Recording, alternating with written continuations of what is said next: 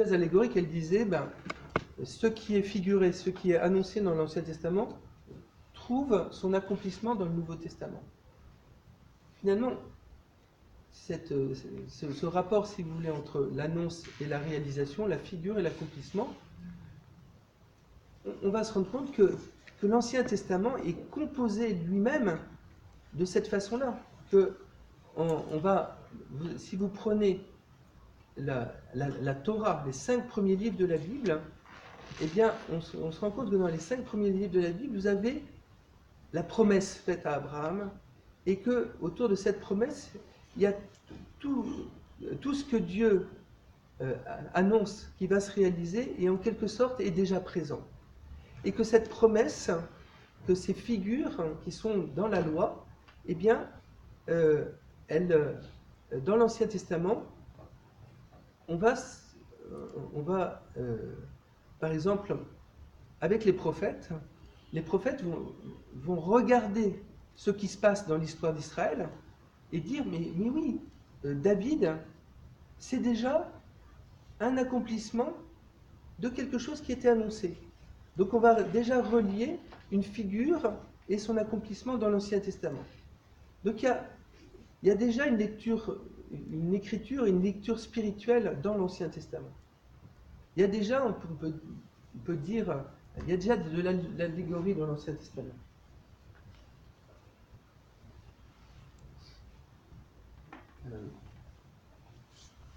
Alors évidemment,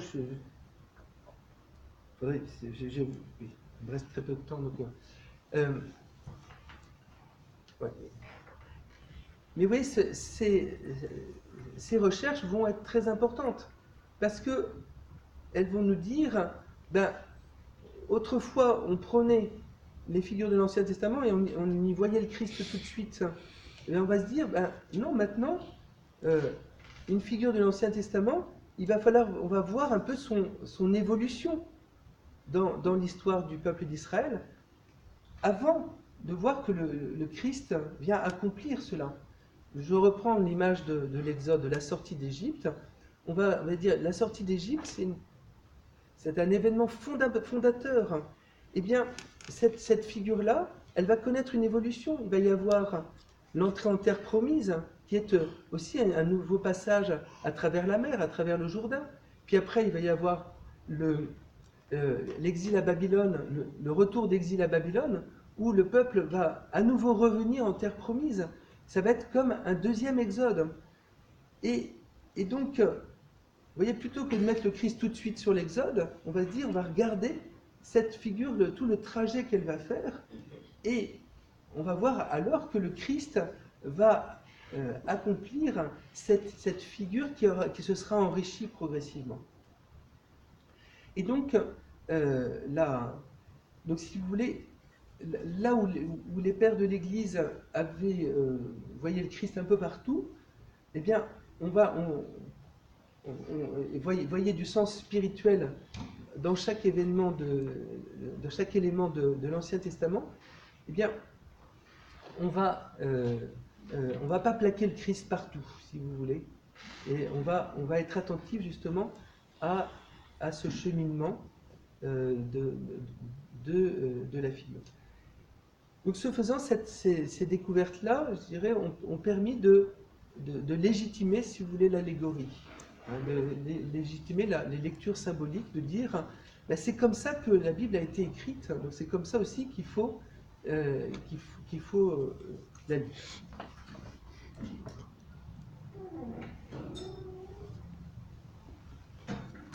Donc vous voyez, ce que le cardinal de Lubac appelait de ses voeux, maintenant a trouvé un fondement scientifique. Donc ce qui fait que maintenant l'exégèse spirituelle, il n'y a plus ce divorce entre une exégèse littérale et une exégèse spirituelle. Cette exégèse spirituelle aussi trouve son ancrage dans la lettre. On peut dire qu'il y a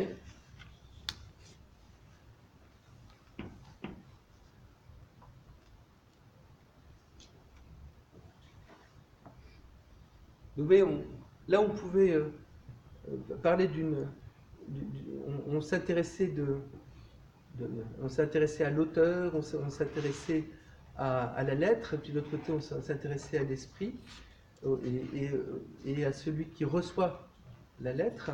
Et on va réconcilier l'auteur et le lecteur. On va réconcilier la lettre et l'esprit.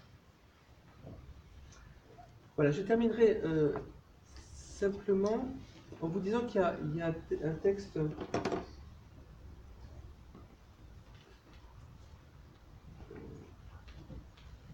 du pape Benoît XVI qui est une exhortation apostolique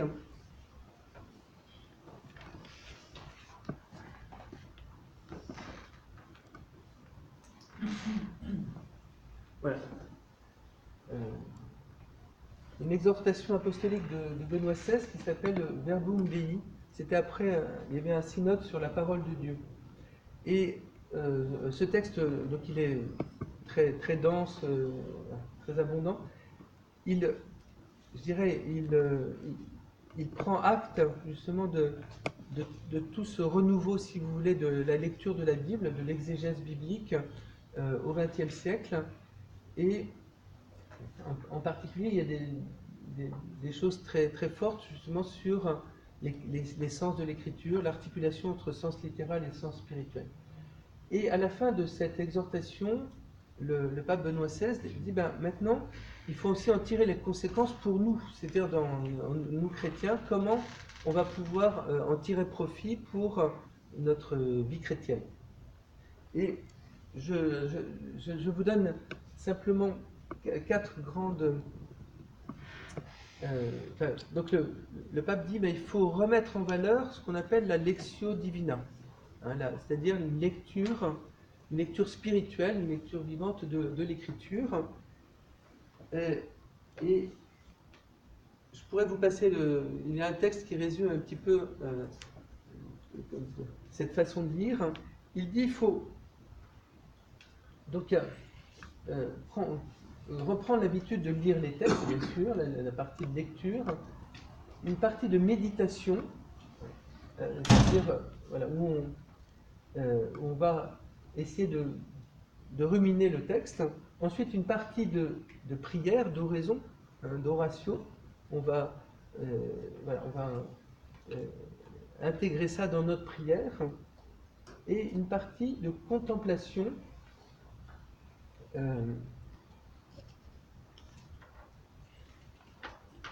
Une partie de contemplation, c'est où là, je dirais, c'est plus tellement nous qui parlons, c'est nous laissons Dieu parler en nous et nous demandons au Seigneur de nous aider à dégager ce qu'il veut nous dire à travers cela. Et puis une dernière partie qui est très reliée à la contemplation, c'est l'action. C'est-à-dire finalement, qu'est-ce que je tire concrètement de cette lecture de la Bible. Voilà, donc je vous encourage à, peut-être pas à lire tout Verbum Dei, parce qu'il y a une partie un peu technique, mais il y a une partie sur la Lectio Divina qui me semble très, très pertinente et qui pourrait être qui tient compte vraiment de toutes ces... de tout cet acquis de l'histoire de l'exégèse, de l'histoire de la lecture de la Bible, qui nous permet de donner à la fois toute la place au texte lui-même, mais de ne pas simplement rester au texte, mais aussi d'entrer dans une lecture spirituelle, c'est quelque chose qui va nous nourrir et qui va se traduire aussi dans notre vie. Donc, finalement, dans tout ça, on retrouve toute la doctrine des 4 sens spirituels. Merci de votre écoute. C'est nous qui vous remercions. Et je file parce que la messe est dans 4 minutes, il ne faut pas trop tarder.